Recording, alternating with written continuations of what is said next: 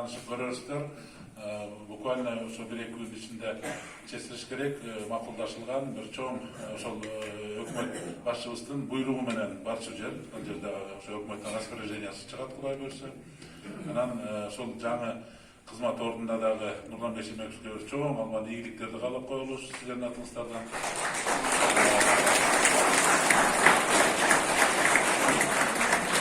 Эң негизгиси ар бир жерге ошо келгенден дагы кетерин ойло деген сөз бар.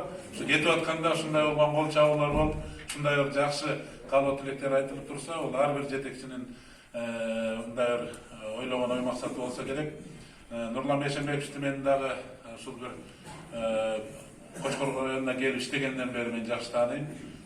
Анан мына азыр бир сыйра көрүп келдик, мындай анализдеп да көрдүк, акырын баштада келатып. Чындыгында акыркы 3-4 жылдын ичинде Кочкор районуна абдан көп инвестиция тартылды. Мына ошонун ичинде мамлекеттик бюджеттен, капиталдык салымдар беренесинен, о социалдык объектилерди бүткөрүү боюнча мына башка райондорго салыштырмалуу Кочкор районунда почти что социалдык объектилер толук кандуу жаңы салынып, эскилер ремонттолуп бүтүп калды. Андан сырткары мына жол тармагын карасак дагы мына айылдардын иштеринин баары жакшынакай болуп асфальтталды. Айыл эмес, айыл ортолору асфальт болуп жакшынакай бир топ ошол капитал салымдар беренеси аркылуу жолдор бүткөрүлдү. Андан сырткары бул чет элдик донорлор менен иштөө. Ошол фонддор менен, жанагындай араб фонддору, башка фонддор менен иштеп бир топ маселелер чечилди да. Анан ошонун баарында мынакей ушул аким болуп туруп ушул жерде райондун жетекчиси болуп туруп Нурлан Бейшембековдун эмгеги абдан зор ошолорду ишке ашырууда.